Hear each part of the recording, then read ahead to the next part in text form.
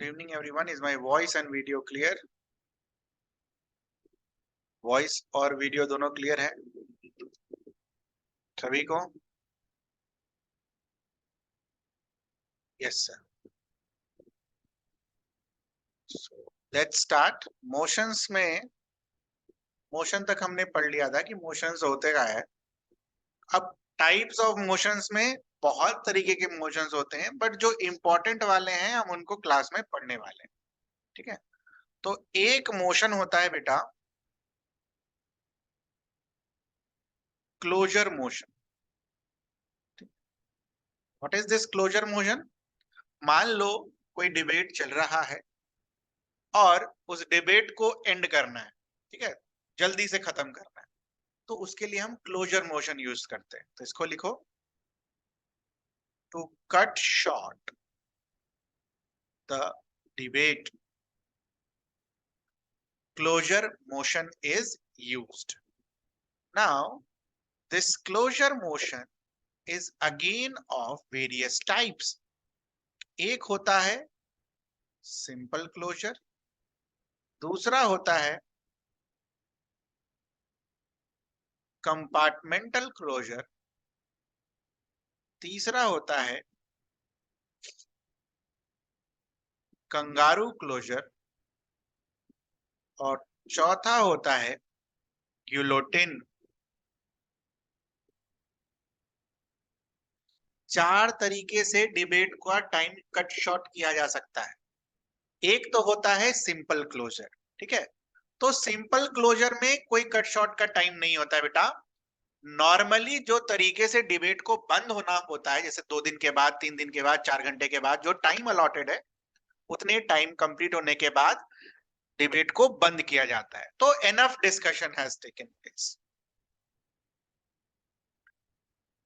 Enough discussion has taken place on the topic and now that topic needs to be closed. तो इस तरीके के closure को हम क्या बुलाएंगे? Simple closure. ठीक है, enough discussion has taken place.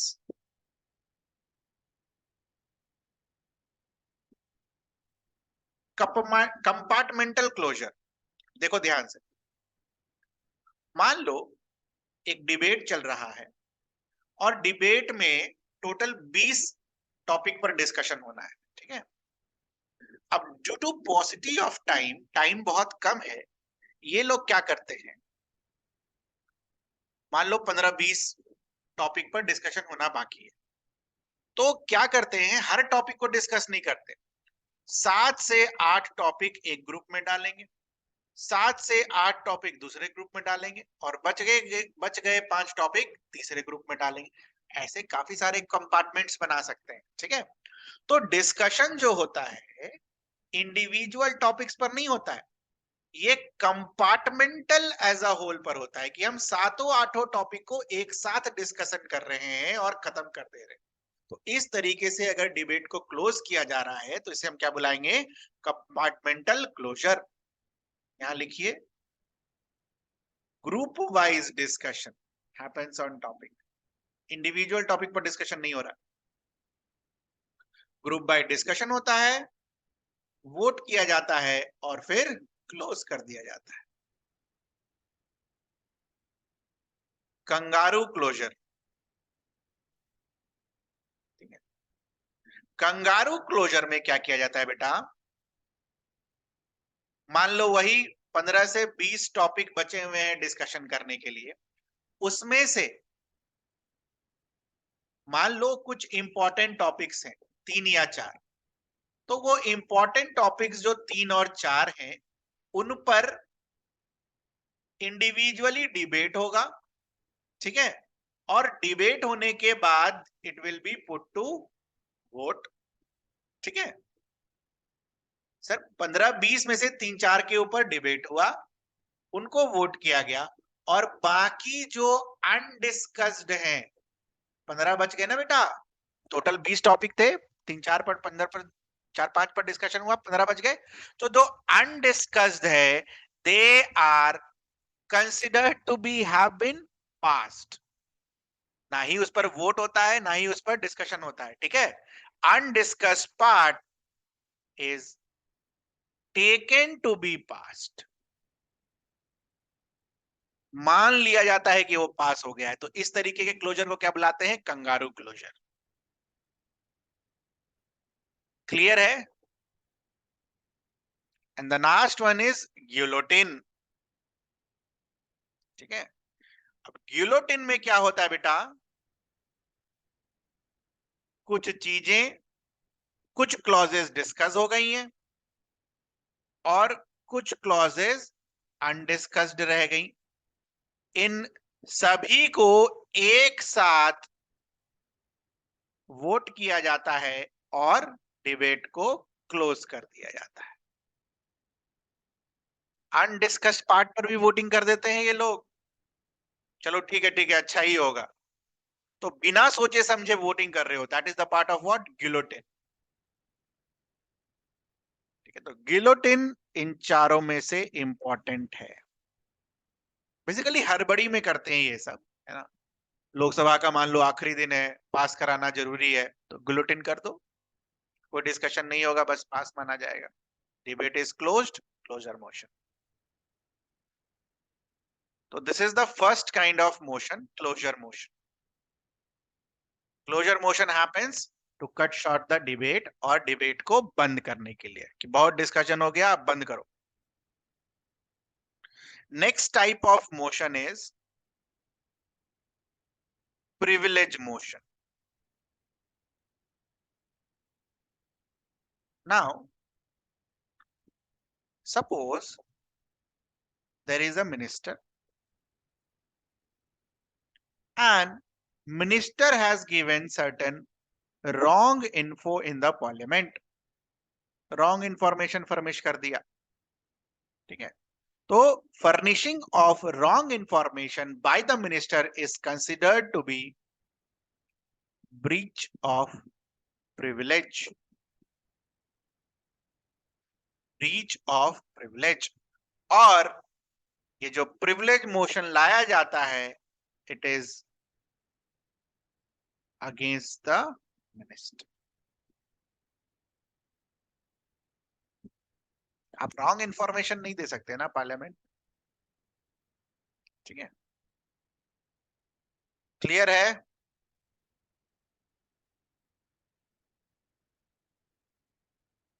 Third kind of motion is calling attention. Calling attention motion, किसका अटेंशन कॉल करते हैं इसके थ्रू? मिनिस्टर का।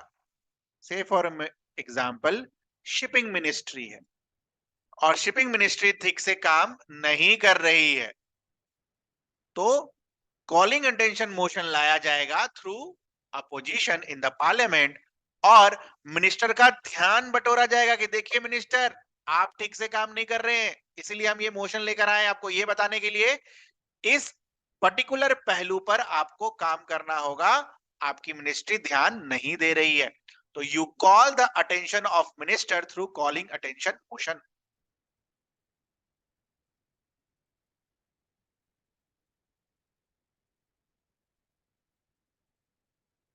Next is adjournment motion. Adjournment बस खाली नहीं बेटा, एडजर्नमेंट के आगे मोशन भी लगा हुआ है। ठीक है, हमने आपको सिखाया था कल की क्लास में एडजर्नमेंट, एडजर्नमेंट सीने डाई, और ये तीसरा है एडजर्नमेंट मोशन। तीनों अलग अलग होते हैं, ध्यान रखिएगा इस चीज का। ठीक है, तीनों अलग अलग होते हैं, ध्यान रखिएगा इस चीज का। तो ये एडजर्नमेंट मोशन के बारे में बात हो रहा है। ठीक है, तो एडजर्नमेंट मोशन जो लाया जाता है to draw the attention of government, to draw the attention of government on important issues। ठीक है, नाउ अर्जेंटमेंट मोशन के बारे में कुछ चीजें और ध्यान रखनी है, इस पर स्टार लगा लीजिए, इट्स इंपॉर्टेंट। ये बस और बस लोकसभा में ही लाया जा सकता है, ओनली इन लोकसभा। दूसरा, इस मोशन को पास करने के लिए, इस मोशन को लाने के लिए मिनिमम 50 मेंबर्स का सिग्नेचर होना चाहिए। बिना उसके ये मोशन इंट्रोड्यूस नहीं कराया जा सकता है लोकसभा में। ठीक है, एडजर्नमेंट मोशन हमने फंक्शन लिख लिया और दो चीज फैक्ट थी वो हमने लिख लिया।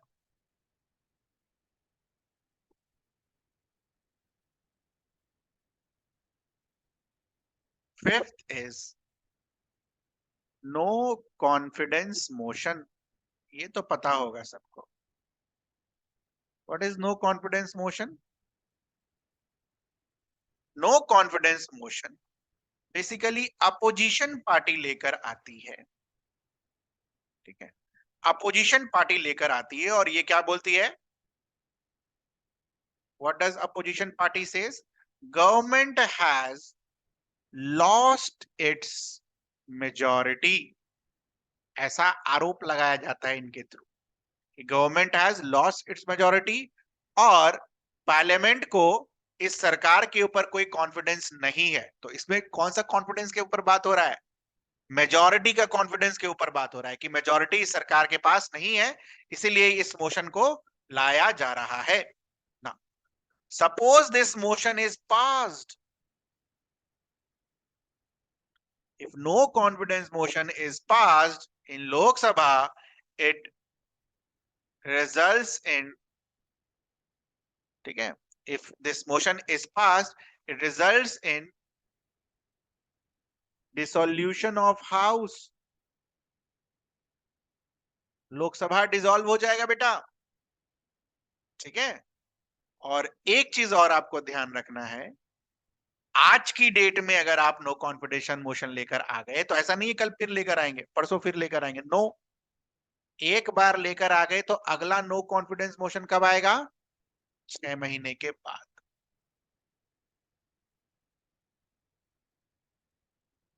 6 months later। डेली डेली पता चला नो कॉन्फिडेंस मोशन चल रहा है।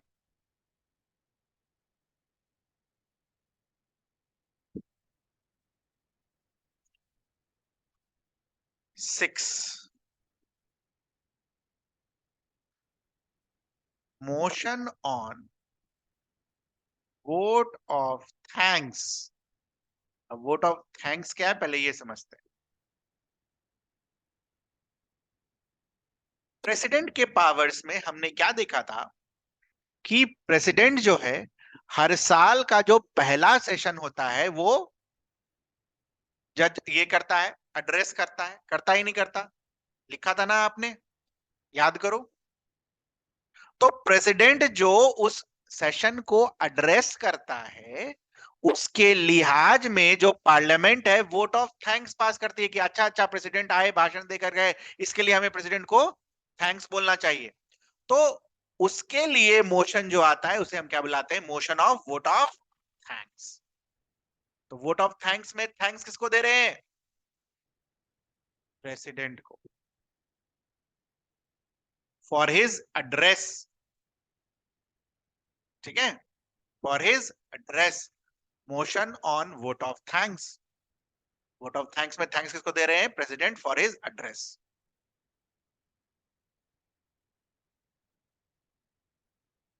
ठीक है, एक और मोशन होता है पॉइंट ऑफ ऑर्डर मोशन।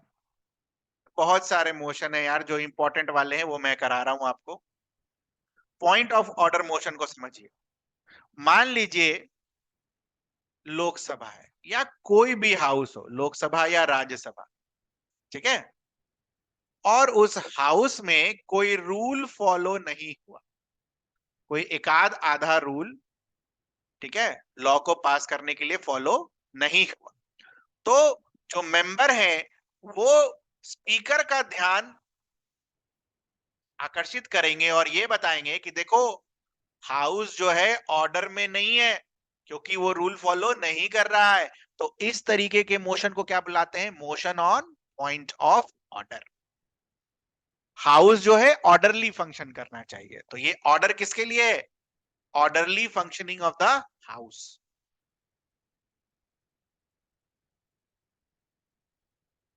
ठीक है बेटा। तो इतने सारे मोशन में कोई मोशन आपको पूछना हो, anything you would like to ask? इसमें से एडजर्नमेंट मोशन याद रखना, नो कॉन्फिडेंस मोशन याद रखना, ठीक है, और ये गिलोटिन याद रखना। हो सकता है आपसे क्वेश्चन पूछ दे कि which of the following motion में डिस्कशन नहीं होता है, everything is put to vote, तो आंसर क्या होगा? गिलोटिन। ठीक है, अभी बजट में भी आएगा गिलोटिन एक बार। कुछ पूछना हो in motion, anyone would like to ask anything? No sir. अच्छी बात है, ये पढ़ा है कि नहीं ये सब? Have you read all these things? आप लोग में से कुछ लोग जो हैं, जो पहले पढ़ चुके हैं, आपने ये सब पढ़ा है? Closure, simple, compartmental, kangaroo, guillotine, privilege, calling attention. Depends कौन इनिशिएट करता है मोशन। अब एडजर्नमेंट मोशन है तो अपोजिशन लेकर आएगा। मान लो कभी डिबेट को बंद करना हो तो मिनिस्टर लेकर आएगा, जो मिनिस्टर डिबेट स्टार्ट करवाया हो।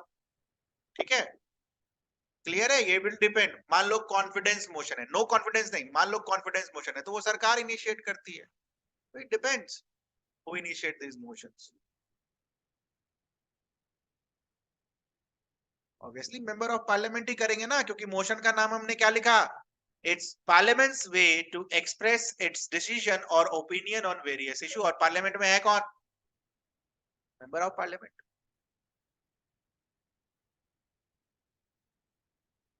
Point of order can be issued on anyone. जिनको लगता है, किसी मिनिस्टर को लगता है कि हाउस ऑर्डर में नहीं है, किसी नॉर्मल प्राइवेट मेंबर को लगता है कि ऑर्डर में नहीं है हाउस, दे कैन इनिशिएट। खुद सोचो ना।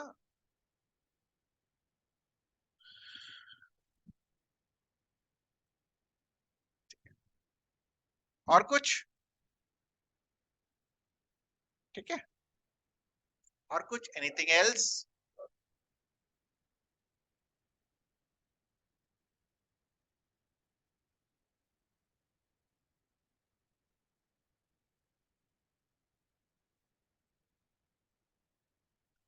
रिजोल्यूशंस।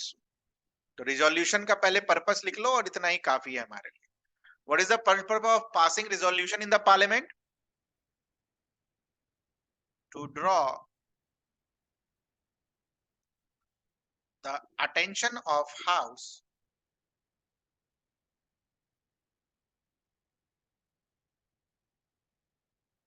towards matter of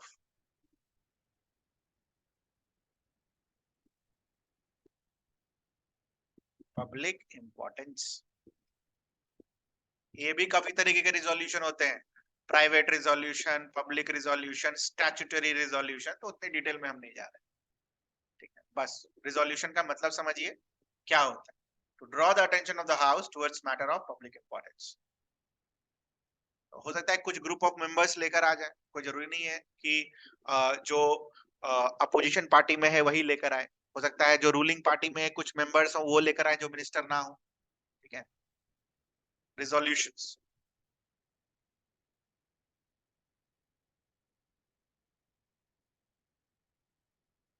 कुछ पूछना हो रिजोल्यूशन में, एनीथिंग? तो बेसिकली इस ए बी सी डी में हम क्या देख रहे हैं? पार्लियामेंट्री प्रोसीडिंग्स कैसे चलती थी। ठीक है, the next section would be 19 which is known as, अगला जो सेक्शन है, this is very important section. Parliament का जो मेन फंक्शन है ना उस पर डील करेंगे। Legislative procedure,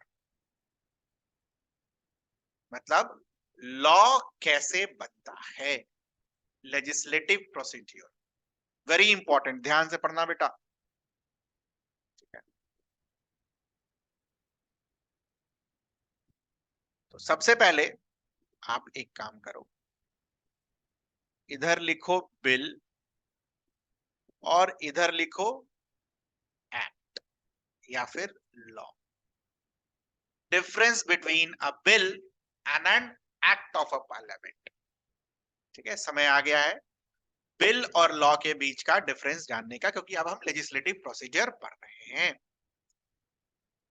what is a bill बेटा? What is a bill? चूहे वाला बिल, खाने वाला bill. What is a bill?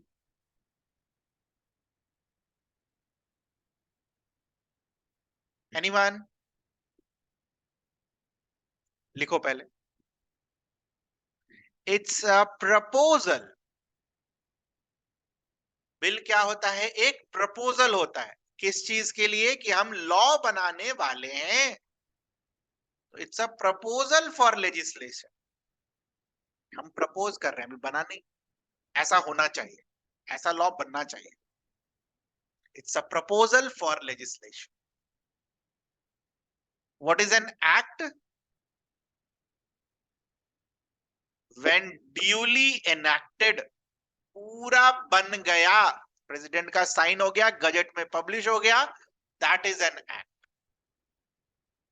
When duly enacted. Duly enacted मतलब सही तरीके से बनाया गया.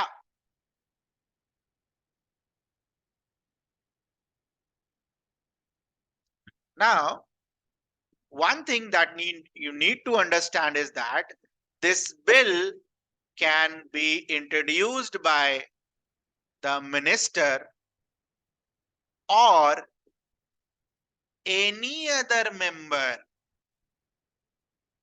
तो एनी अदर मेंबर को कल हमने क्या पढ़ा था? क्या बुलाते हैं बेटा? जल्दी बताओ. Private member. Very good. Any other member को क्या बुलाते हैं? Private member. Very good. Now this bill can be introduced by either a minister or any other member. तो मिनिस्टर अगर किसी बिल को इंट्रोड्यूस करा रहा है तो that can be known as government bill और it can be known as public bill. But when a private member introduces a bill, उसे हम क्या बुलाते हैं? Private member bill.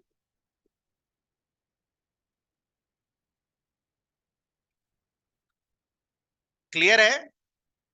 नाउ अब देखना थोड़ा सा कितना डिस्क्रिमिनेटिंग है ये. मिनिस्टर या फिर सरकार अगर कोई बिल इंट्रोड्यूस कराना चाहती है पार्लियामेंट में, तो उसको 7 दिन का टाइम के अंदर वो इंट्रोड्यूस करा सकता है. मिनिमम 7 दिन के अंदर. But when it comes to private member, आज के डेट में अगर दिया गया है तो उसका इंट्रोडक्शन 1 महीना, मिनिमम 1 महीना बाद इंट्रोड्यूस करा सकता है पार्लियामेंट में. तो ministers are given importance, government bill are given importance, public bill are given importance. और होना भी चाहिए एक डेमोक्रेसी में, क्योंकि ये इलेक्टेड गवर्नमेंट है.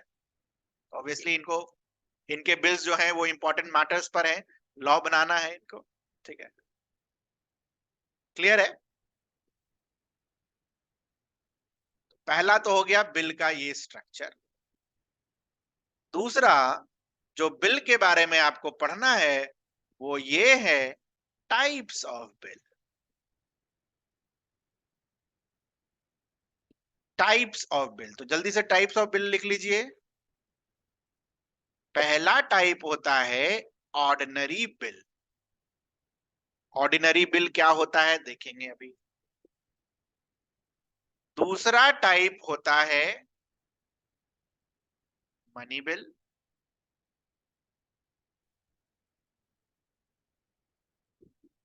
तीसरा टाइप होता है फाइनेंस बिल. अब बेटा ये फाइनेंस बिल ना 2 तरीके के होते हैं. Finance bill category 1, finance bill category 2. Sir ये सब क्या होता है नहीं समझ में आ रहा है, तो जब आएगा सब एक एक करके तब समझ में आएगा. ठीक है. Fourth one is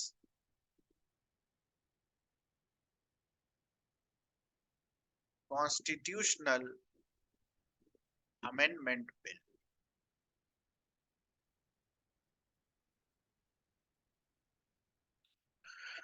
fourth one is constitutional amendment bill.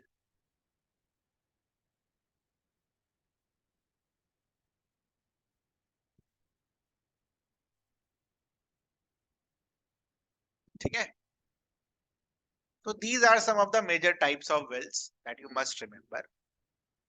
और चूंकि इन सारे बिल्स को हमने इंट्रोड्यूस करा दिया है, तो we'll start with basics। Ordinary bill,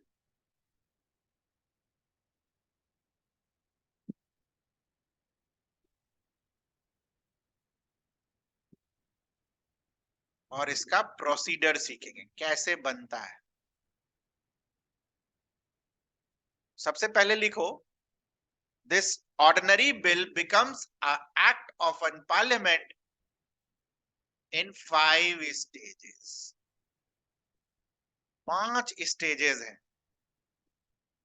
ordinary bill to become an act of a parliament। 5 stages। ठीक है, this bill, ordinary bill, can be introduced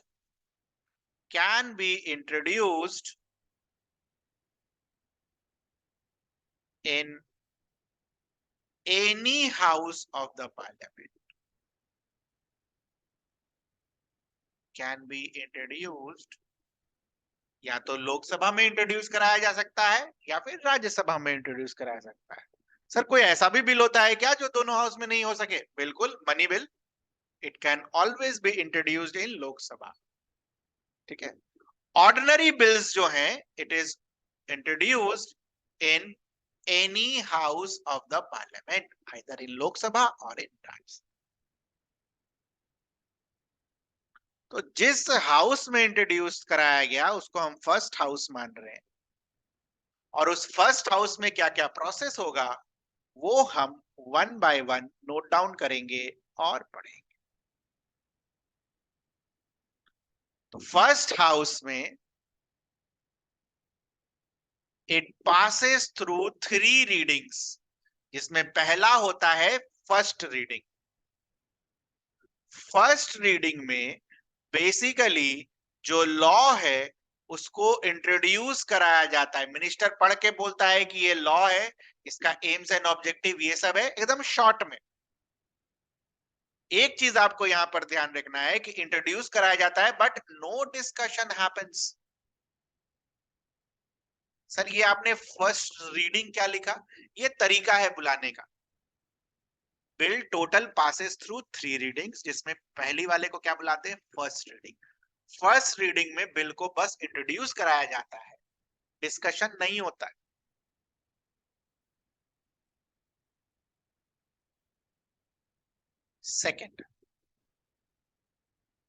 second stage is second reading. उसी हाउस में चल रही है पूरी कहानी बेटा, अभी फर्स्ट ही हाउस में है, जब सेकेंड हाउस में जाएगा तब देखा जाएगा। नाउ सेकेंड रीडिंग में आप सबसे पहले ये डायग्राम बनाओ।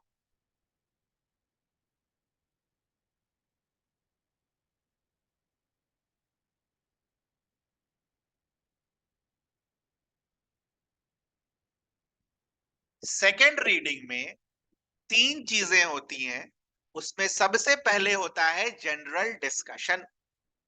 ठीक है, now what happens in general discussion? Sir general discussion में क्या डिस्कशन करेंगे?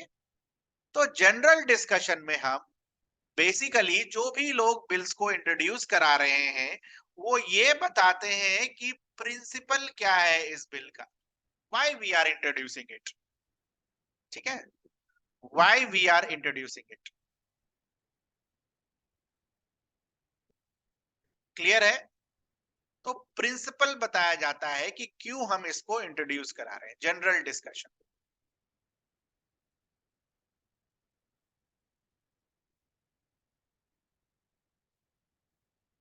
ठीक है, साथ ही साथ जब जनरल डिस्कशन हो रहा होता है तो मान लो कुछ एमपीज खुश नहीं है कि नहीं ठीक ठाक बिल ये नहीं है, तो it is referred to either select committee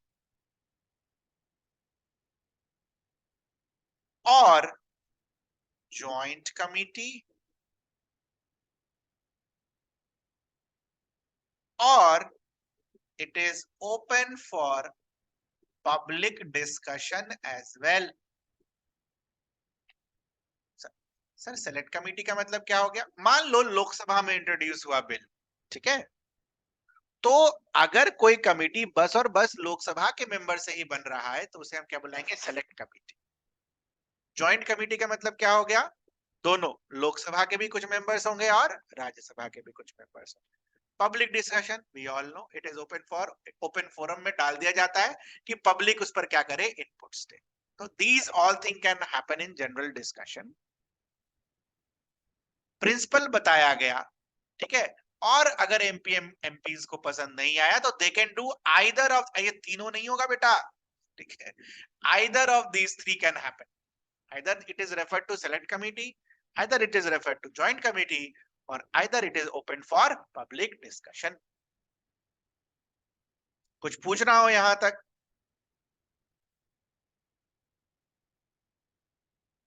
Anything that needs to be asked till here?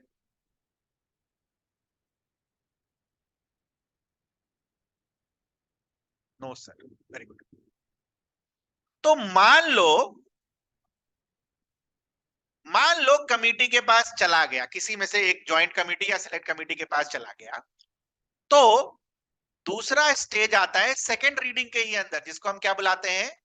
Committee stage. अब बेटा कमेटी में बेसिकली होता कौन है? हर पार्टी का रिप्रेजेंटेटिव होता है, होता ही नहीं होता? ये बताओ। जो कमेटी, मान लो लोकसभा में 50 मेंबर का कमेटी बना, तो हर पार्टी के कुछ कुछ लोग होंगे, तो बेसिकली वो जो कमेटी है वो मिनी लोकसभा है या नहीं है? Mini Lok Sabha in the sense कि सबका रिप्रेजेंटेशन है वहां पर।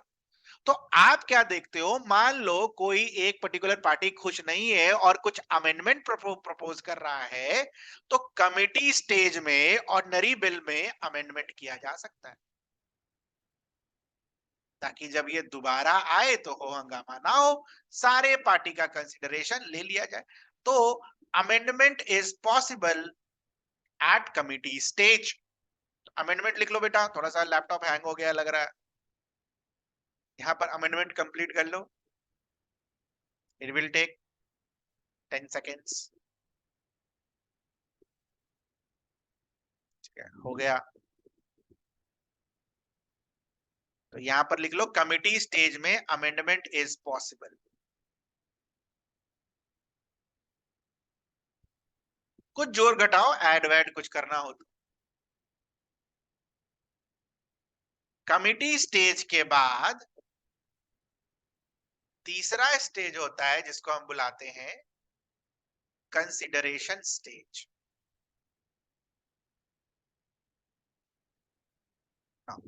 What happens in consideration stage? एक एक लाइन के ऊपर डिस्कशन होता है, तो clause by clause discussion happens. कहा? पार्लियामेंट में clause by clause discussion happens. Committee वापस भेजी parliament, clause by clause discussion happen और क्लॉज बाय क्लॉज वोटिंग भी होती है। मान लो किसी को कोई क्लॉज पसंद नहीं है तो उसके ऊपर बोलेगा कि हाँ भाई जो सहमत है बताइए, जो सहमत नहीं है वो बताइए। और यहां पर भी आप चाहें तो अमेंडमेंट कर सकते हैं उस बिल में, जो भी एडिशन सब्ट्रैक्शन करना है यू कैन डू इट। यहां तक किसी को कोई डाउट?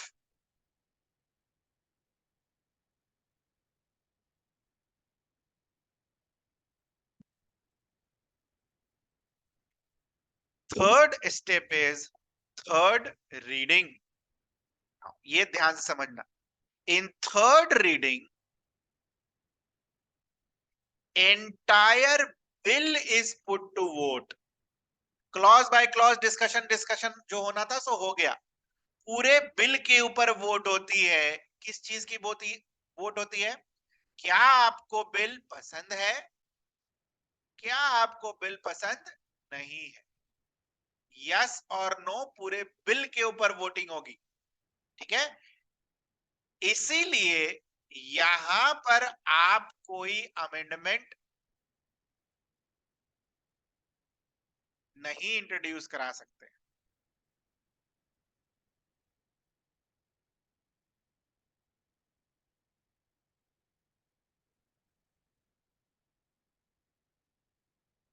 कमिटी में सारे पार्टी रहते हैं sir, who forms it? The presiding officer will form the committee.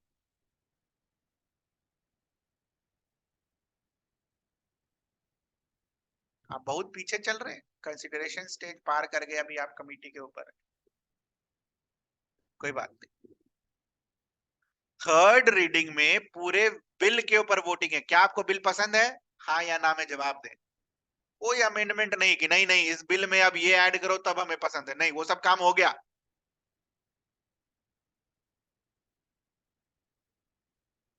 Now से फॉर एग्जाम्पल बिल मान लो यस में पास हो गया, तो it goes in second house.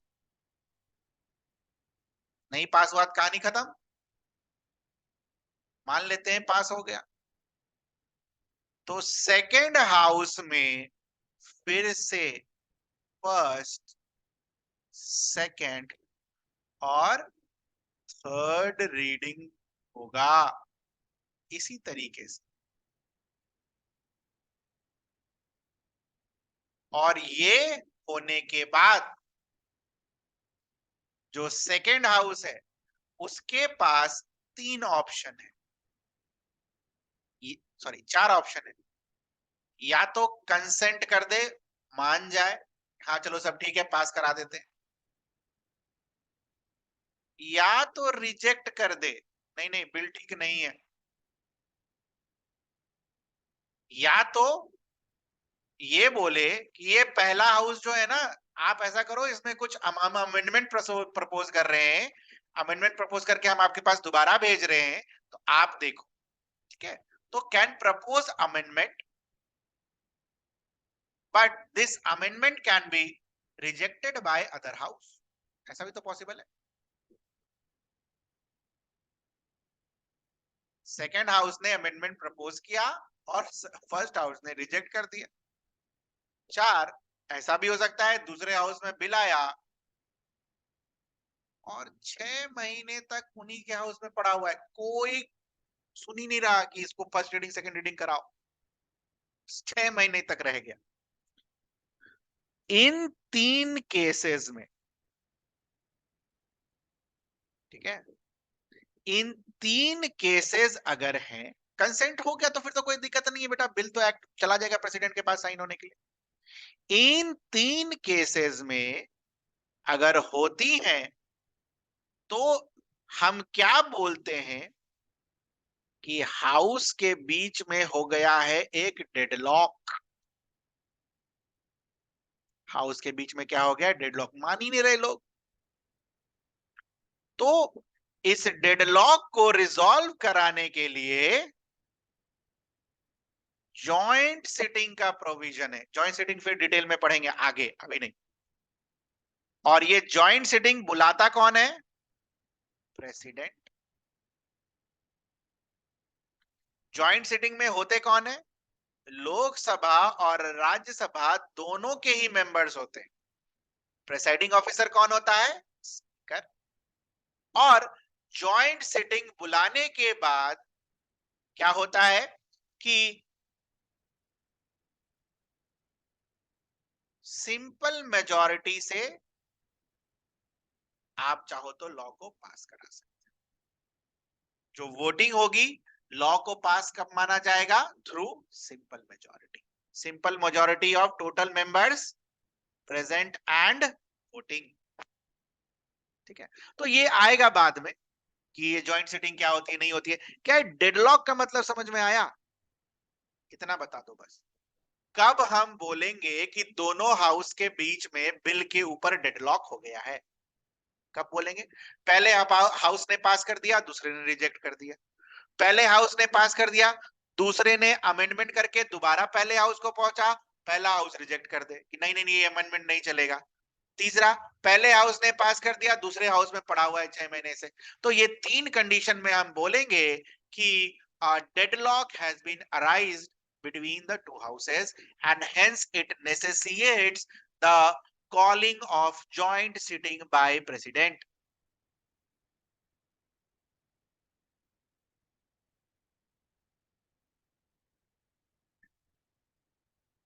ठीक है, ऐसे ही अपने मन से किसी भी टॉपिक पर थोड़ी जॉइंट सिटिंग होने लगेगा।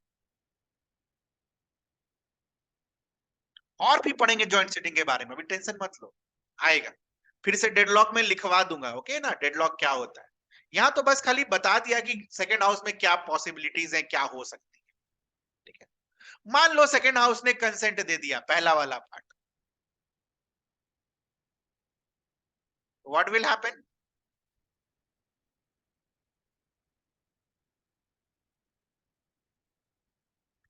Ascent of president is required now. अब प्रेसिडेंट के पास पहुंचा, प्रेसिडेंट फिर इनके पास भी कुछ कुछ पावर्स है। जैसे ये जो बिल पहुंचा प्रेसिडेंट के पास, ही में with hold the bill. With hold the bill का मतलब है नहीं करेगा साइन, ये बिल ठीक नहीं है। विच मीन्स दैट अगर प्रेसिडेंट ने बिल को विथ होल्ड कर दिया तो it means the bill ends there, act नहीं बनेगा वो, the bill will end there. दूसरा ऑप्शन प्रेसिडेंट के पास क्या है? Return the bill. और तीसरा ऑप्शन प्रेसिडेंट के पास क्या है कि भाई साइन कर दो चुपचाप। ठीक है, तो जैसे ही प्रेसिडेंट ने एसेंट कर दिया, it becomes an act of parliament. इसके बाद गैजेट में नोटिफिकेशन आता है और फिर आप उस लॉ को इंप्लीमेंट कर सकते हैं। ठीक है, तो ये प्रोसेस है ऑर्डिनरी बिल का। ठीक है, ध्यान ये रखिए ना है, हमें लॉयर नहीं बनना है। ठीक है, हमें एग्जाम पास करना है। अगर ये हो जाएगा तो क्या होगा, ये सब वो सब लॉयर का काम, अपना नहीं। ठीक है, anything that needs to be asked?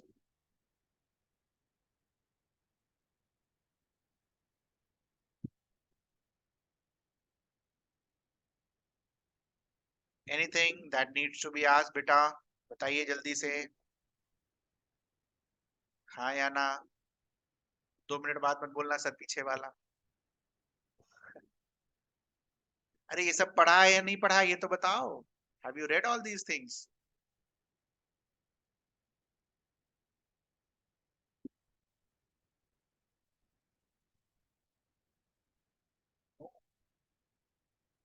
पहली बार पढ़ रहे हैं? थोड़ा थोड़ा सर खुद से। चलिए, इस बार पूरा पूरा हो जाएगा। ठीक है,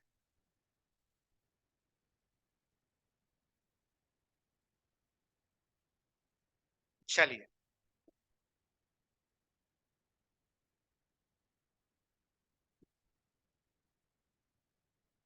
ऑर्डिनरी बिल की कहानी खत्म। Let's move on to next type of bill. Next type of bill is money bill.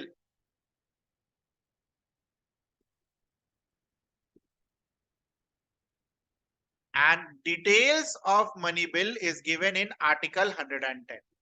मैंने पहले ही बोला था ना, जो इंपॉर्टेंट आर्टिकल्स हैं वही याद रखने। Details of money bill is given in Article 110. Now, ये आपका होमवर्क है बेटा। क्या होमवर्क है? Which kind of bill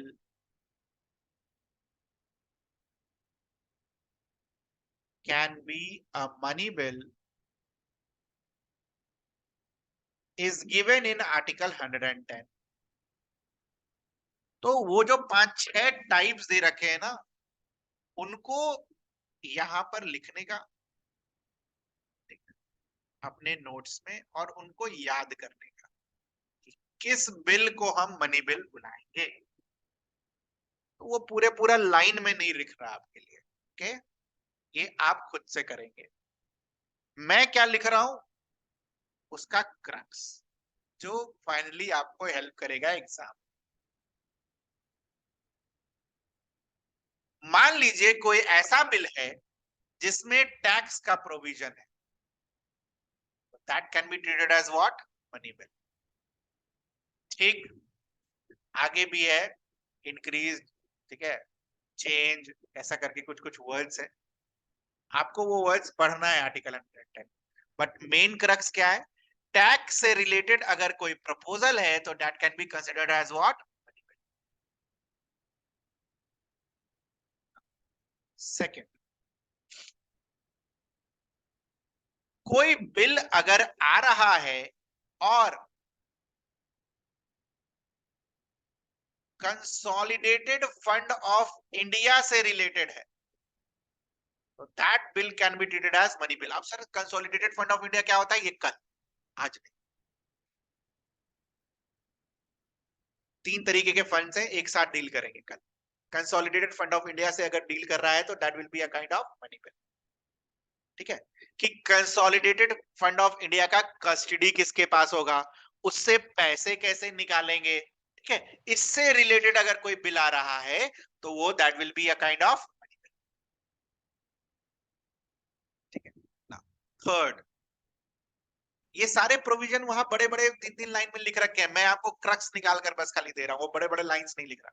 third, suppose there is a bill with respect of audit of accounts, ठीक है, जैसे कंसोलिडेटेड फंड ऑफ इंडिया का ऑडिट होना है, या फिर कंटीजेंसी फंड ऑफ इंडिया का ऑडिट होना है, मैंने बोला ना 3 फंड्स हैं, या फिर पब्लिक अकाउंट्स का ऑडिट होना है, इससे रिलेटेड अगर कोई बिल आता है तो that can be treated as money bill. Sir ये आप हमेशा ये क्यों बोल रहे हैं that can be treated as money bill,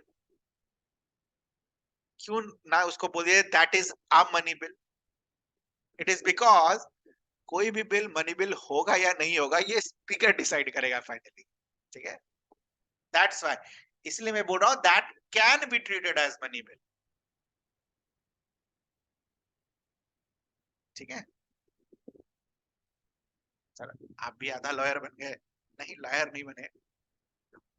suppose कोई बिल है which is dealing with expenditure charged on consolidated fund of India, ठीक है, expenditure charged on consolidated fund of India, that bill can also be treated as what, money bill। Sir ये charge expenditure क्या होता है, अभी बस 1 second का time दो, मैं बताता हूं। Suppose there is a bill with respect to borrowing money by union government, so that bill can also be treated as money bill। ठीक है, तो मैंने वो जो 5-6 पॉइंट्स है ना उनका क्रक्स निकाल कर दे दिया है, तो वो या तो 6 पॉइंट याद करो या तो ये 5 चीजें दिमाग में रखो। इस चीज से रिलेटेड अगर कोई चीज आ रही है तो that will be that can be considered as what, money bill. Expenditure charged on consolidated fund of India, now see this, consolidated fund of India जब था तब पढ़ाना था, बट चलो ठीक है, इस पर consolidated fund of India basically ऐसा फंड होता है जहां से सरकार जो है अपने खर्चे को निकालती है, जो भी खर्चा करना होता है इसी फंड से खर्चा करना होता है। तो एक्सपेंडिचर 2 तरीके होते हैं, एक नॉर्मल एक्सपेंडिचर और एक चार्ज एक्सपेंडिचर। चार्ज एक्सपेंडिचर वैसा एक्सपेंडिचर होता है जिसके ऊपर पार्लियामेंट जो है वोट नहीं करती है, ठीक है, से फॉर एग्जांपल सैलरीज ऑफ जजेस, ठीक है, इसके ऊपर पार्लियामेंट में वोट नहीं होगा। हाँ, डिस्कशन हो सकता है कि जज का सैलरी 2000 होना चाहिए या 1000 होना चाहिए, ठीक है, बट से for example if it is decided कि 3000 है तो उसके ऊपर वोट नहीं होगा। This is the meaning of what charge expenditure, बाकी आएगा जब देखा जाएगा। तो ये 5-6 चीजों से रिलेटेड जो प्रोविजन है ये सब आर्टिकल 110 के अंदर दिया गया है। प्लीज रीड करना इस आर्टिकल को, your homework is this one, लिख दे रहा हूं मैं,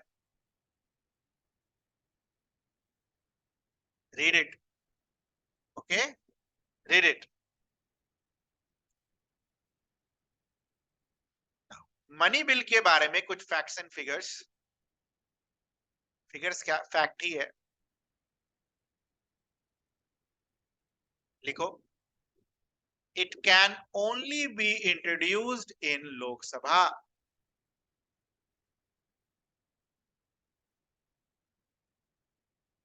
it can only be introduced in Lok Sabha. Rajya Sabha का कोई रोल नहीं होता है, बस खाली डिस्कशन करते हैं, ठीक है, कोई वोटिंग वोटिंग नहीं वहां पर।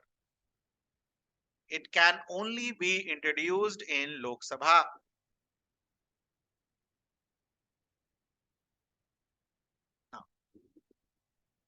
जब लोकसभा में इंट्रोडक्शन होता है तो प्रेसिडेंट का रिकमेंडेशन नेसेसरी है, प्रेसिडेंट रिकमेंड करेगा लोकसभा को कि भाई ऐसा करो, इसको थोड़ा मनी बिल की तरह आप इंट्रोड्यूस कराओ, तो recommendation of president is necessary.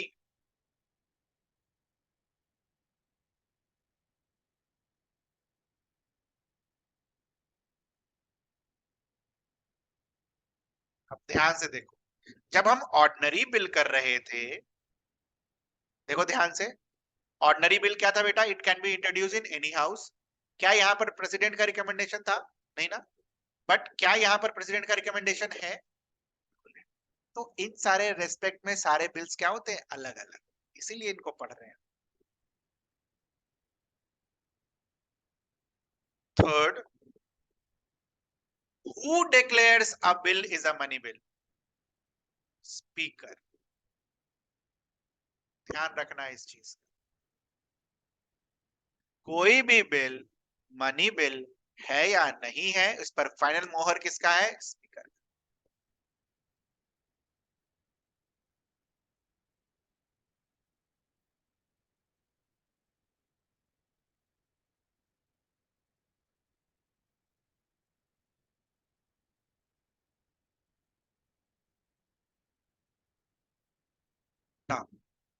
Suppose Lok Sabha से गया, फिर राज्यसभा में जाएगा। Suppose Rajya Sabha with holds the bill, ठीक है, ये राज्यसभा में बात कर रहे हैं, मनी बिल आया है राज्यसभा में, ठीक है, राज्यसभा में मनी बिल आया है, राज्यसभा क्या कर लिया? विथ होल्ड कर लिया, कुछ कर ही नहीं रहा, या फिर रिजेक्ट कर दिया मनी बिल को, या फिर 14 दिन पास हो गया है और कोई कदम ही नहीं उठाया बिल के ऊपर, ठीक है, 14 दिन हो गया है और बिल के ऊपर कोई भी एक्शन नहीं लिया हो। In all these cases money bill is deemed to be have been passed by the Rajya Sabha. भले राज्यसभा रिजेक्ट कर दे, भले राज्यसभा उसको रोक दे, इंट्रोड्यूस ही नहीं कराए अपने में, या फिर 14 दिन तक कोई कदम नहीं उठाया गया, तो मान लिया जाता है कि मनी बिल पास हो गया है राज्यसभा में, ठीक है।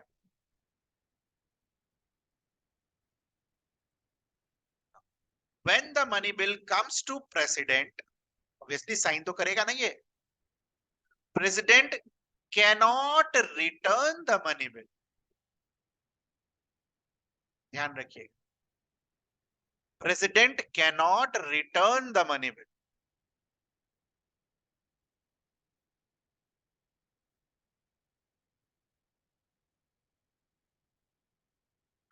President cannot return the money bill, यहां पर था ना, रिटर्न कर सकता था, रिटर्न द बिल ऑर्डिनरी,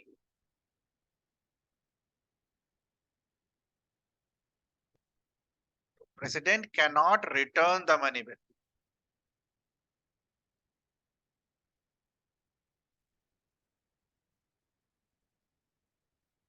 ठीक है,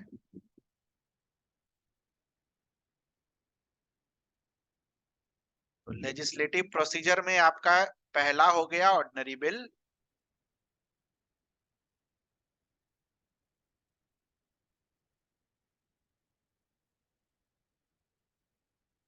ठीक है। लेजिस्लेटिव प्रोसेस में दूसरा हो गया मनी बिल, और छोटा सा हम पढ़ेंगे finance bill. Constitutional amendment bill बाद में, ओके। 369 का अमेंडमेंट प्रोसीजर था, कॉन्स्टिट्यूशनल अमेंडमेंट बिल अभी नहीं। Finance bill, it is given under article 117, it is given under article 117. Finance bill is of two categories.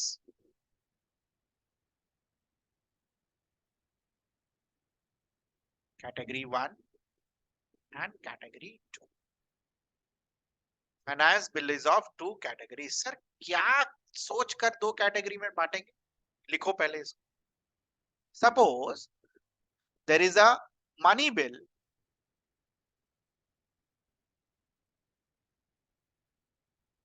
Money bill मतलब इन 5-6 में से किसी सब्जेक्ट पर डील कर रहा होगा, तो उसको हम क्या बोल रहे हैं? Money bill. Plus it contains other general provision also.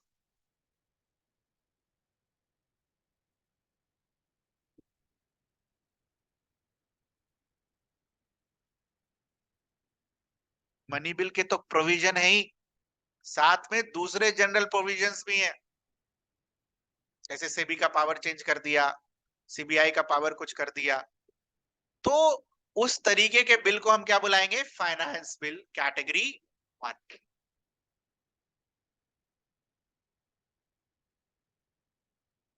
तो यहां पर मनी बिल मत लिखो, यहां पर ये लिखो it contains provisions of money bill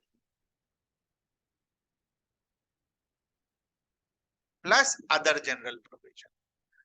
money bill में अदर जनरल प्रोविजन नहीं आ सकता है.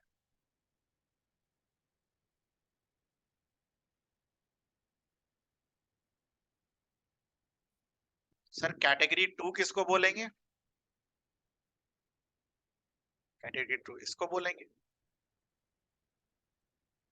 मान लो कोई ऐसा बिल है which includes, which contains provision with respect to expenditure from consolidated fund of India, plus it should not include any other provision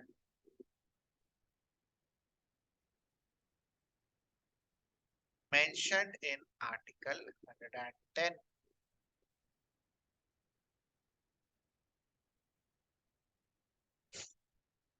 तो इस तरीके के बिल को हम क्या बुलाएंगे? Category 2. It should contain the provision with respect to expenditure from consolidated fund of India. बाकी और कोई दूसरा प्रोविजन आर्टिकल 110 का इस बिल में नहीं होना चाहिए, नहीं तो इसको क्या बुला देंगे? Money bill.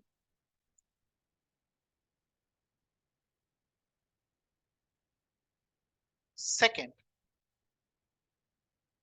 it can be introduced only on, अच्छा पूरा लिखो, can be introduced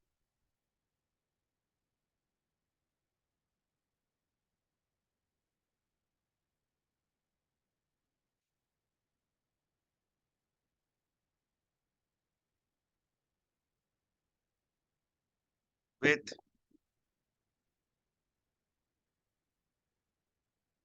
recommendation of president. President का रिकमेंडेशन चाहिए तभी इसको इंट्रोड्यूस कराया जा सकता है, just like money bill.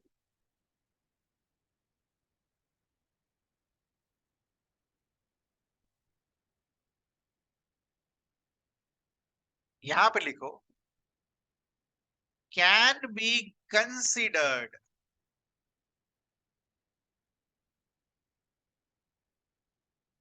It can be considered, और इसके कंसिडरेशन के लिए, ठीक है, मान लो जिस हाउस में इसको इंट्रोड्यूस कराया जा रहा है उस हाउस में कंसिडर, इस उस हाउस इस बिल को कंसिडर के लिए कंसिडर करे, इसके लिए रिकमेंडेशन जरूरी होता है प्रेसिडेंट का।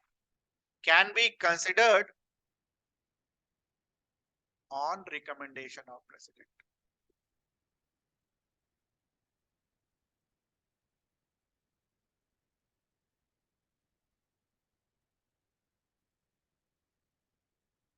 पैरवी टाइप्स का consider, okay,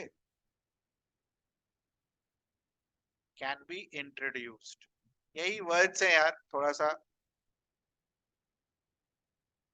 third, only be introduced in Lok Sabha, बस। इसके आगे का प्रोसेस ऑर्डिनरी बिल के तरह चलता है कैटेगरी 1 वाले का, मतलब राज्यसभा में जाएगा और राज्यसभा से पास होना जरूरी है। क्या मनी बिल के केस में ऐसा था? ठीक है, मान लो डेडलॉक हो गया, अब राज्यसभा में आ गया है, ऑर्डिनरी बिल की तरह बिहेव कर रहा है, तो डेडलॉक होने के चांसेस हैं, तो there is a provision of joint sitting, ठीक है।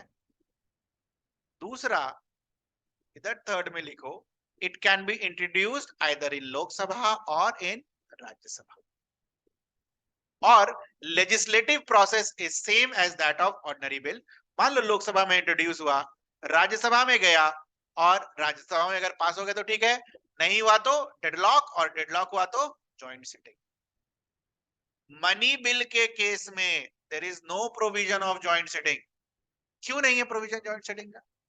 डेडलॉक होने के चांस ही नहीं है क्या डेडलॉक होने का चांस?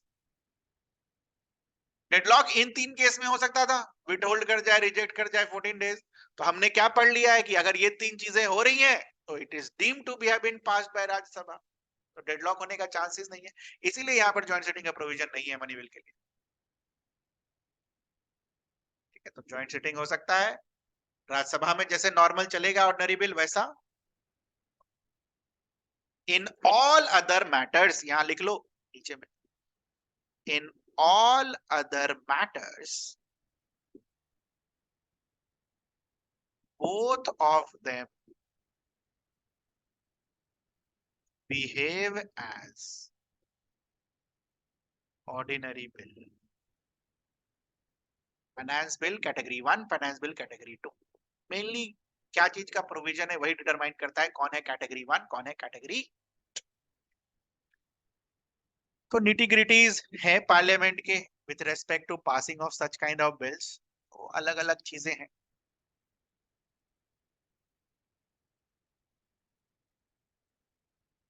कुछ पूछना हो फाइनेंस बिल में किसी को?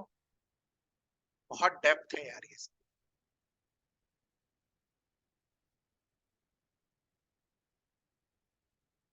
ए बी सी, अगला टॉपिक क्या चलेगा यार? 19वां 20वां।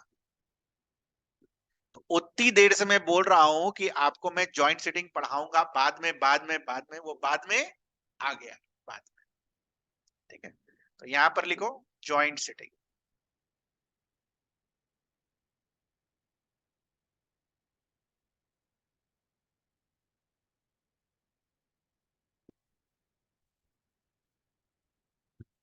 जॉइंट सिटिंग को जेएस बुलाएंगे आज भी से, ठीक है, शॉर्ट फॉर्म में लिखेंगे जेएस, ऐसा लिखा हुआ नहीं है। And the provision is given under article 108। तो जॉइंट सिटिंग में पहला पॉइंट लिखिए, जॉइंट सिटिंग कब होगा? When there is a deadlock between the two houses. ठीक है, अब इधर आप डेडलॉक का मतलब लिखिए, what is the meaning of deadlock, पूरा पूरा लाइन। वहां तो शॉर्ट में लिख कर निकल गए थे ना। डेडलॉक का मतलब हो गया एग्रीमेंट कैनॉट बी रीच्ड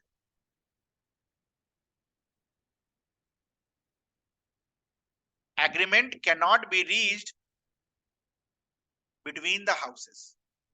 कोई एग्रीमेंट रीच नहीं हो पा रहा। उस केस में हम क्या बोलेंगे? डेडलॉक हो गया है भाई।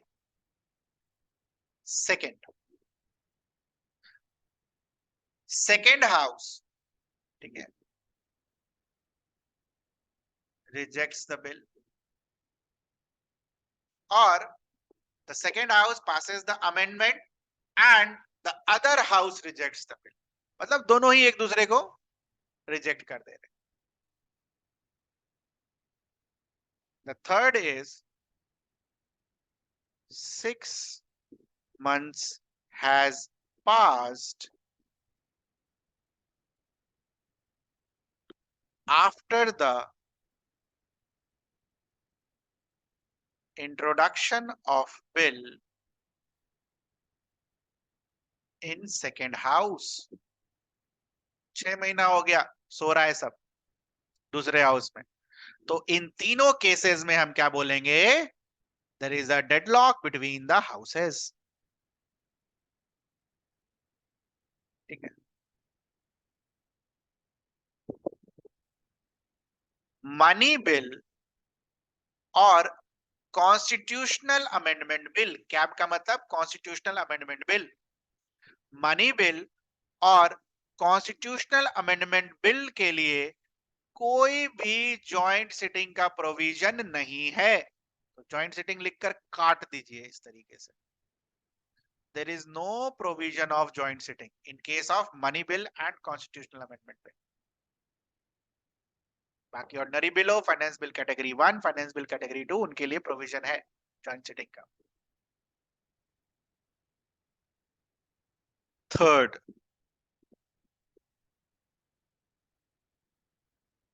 very important line, once the president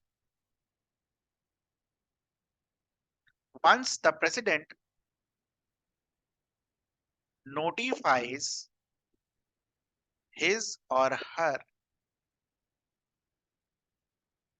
intention to constitute joint sitting of parliament। President ने नोटिफाई कर दिया कि चलो बहुत हो गया, डेडलॉक वगैरह हो गया, अब हम नोटिफाई कर रहे हैं and now we will constitute a joint sitting of the parliament. एक बार ये नोटिफिकेशन आ गया, देन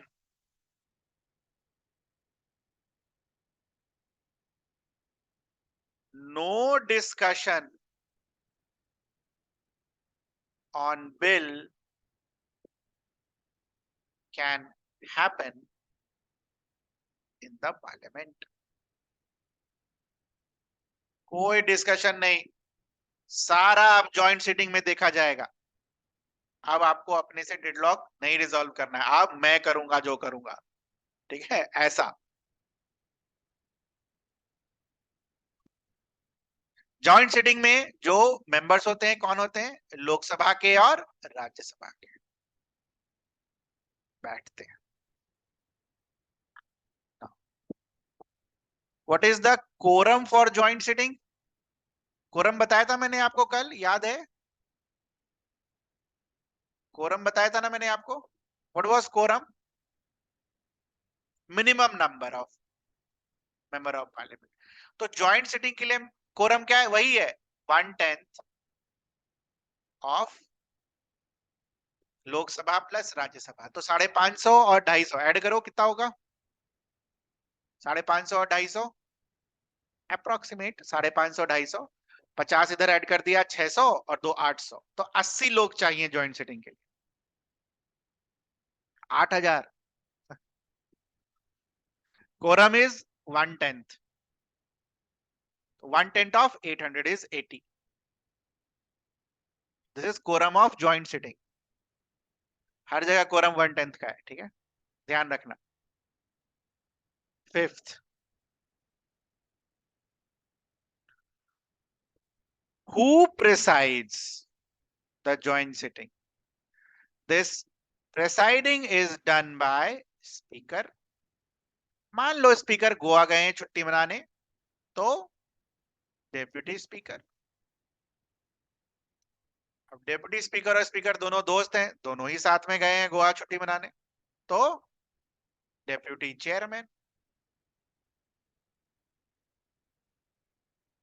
और तीनों थ्री इडियट्स की तरह बहुत ही घनिष्ठ मित्र हैं, तीनों ही गायब, तो कौन प्रेसाइड करेगा? ये लिख लो,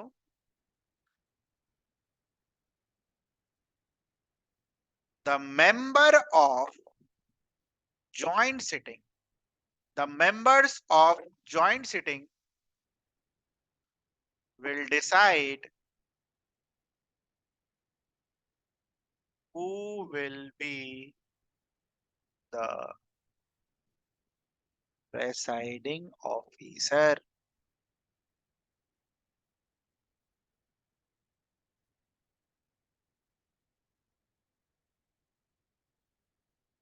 ठीक है। Sixth important point with respect to joint sitting, voting.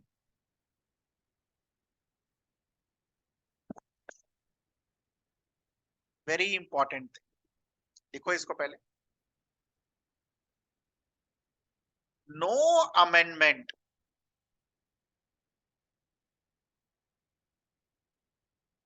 can be done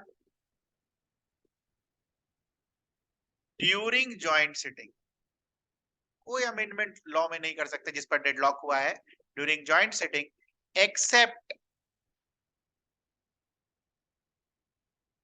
except that amendment is related to cause of disagreement. मतलब जिस पॉइंट पर डिसएग्रीमेंट हुआ है उसको चेंज करना चाहते हो तो आप कर सकते हो, बाकी कुछ नया नहीं डाल सकते आप। या फिर कि मान लो 2-3 साल हो गए हैं या 1-1.5 साल हो गया है, तो टाइम ऐसा बोल रहा है कि कुछ नेसेसिटी है उस बिल में अमेंडमेंट के, तो time नेसेसिएट्स certain amendments. It has become necessary to have certain amendments due to time. इतना दिन हो गया है तो हो सकता है कुछ चेंजेस लाना जरूरी हो जाए, तो ही अमेंडमेंट इंट्रोड्यूस कराया जाएगा, ऐसे अपना मनमानी नहीं। वोटिंग के बारे में दूसरा चीज आपको ध्यान रखना है, जो वोटिंग होती है it happens through simple majority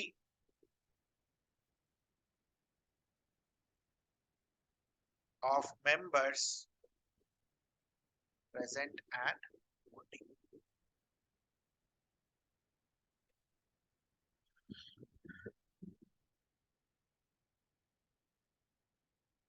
sir आज तक कोई ज्वाइंट सिटिंग हुआ है? बिल्कुल हुआ है। इन तीनों ज्वाइंट सिटिंग का नाम याद रखेंगे, dowry bill 1960,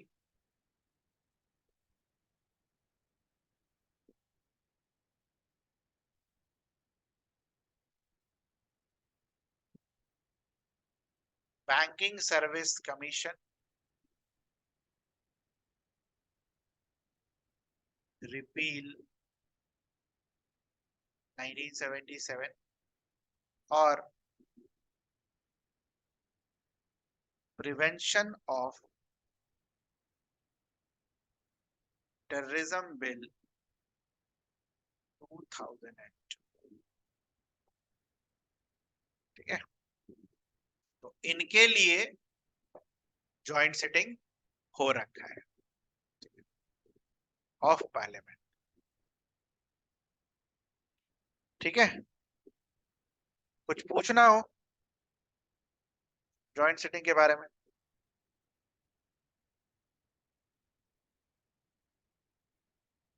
anything?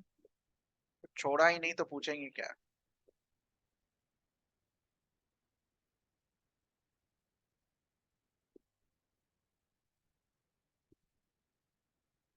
Anything that needs to be asked till here? Joint sitting.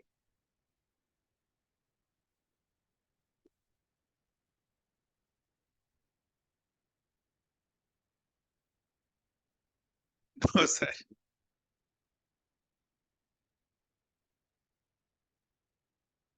So tomorrow we will be doing budget, and tomorrow we will be doing functions of parliament. और कल हमारा parliament हो जाएगा complete. कल छुट्टी था ना? हाँ, शेड्यूल में कल छुट्टी था, देखो शेड्यूल में कल छुट्टी था, तो कल कोई छुट्टी नहीं है, ठीक है? 8 बजे से क्लास होगी, okay? Tomorrow will be finishing out parliament, okay? Parliament सबसे बड़ा चैप्टर है, सबसे ज्यादा टाइम इसी में लगता है, ठीक है? सबको समझ में आ गया? कल क्लास होगी 8 बजे से, ठीक है?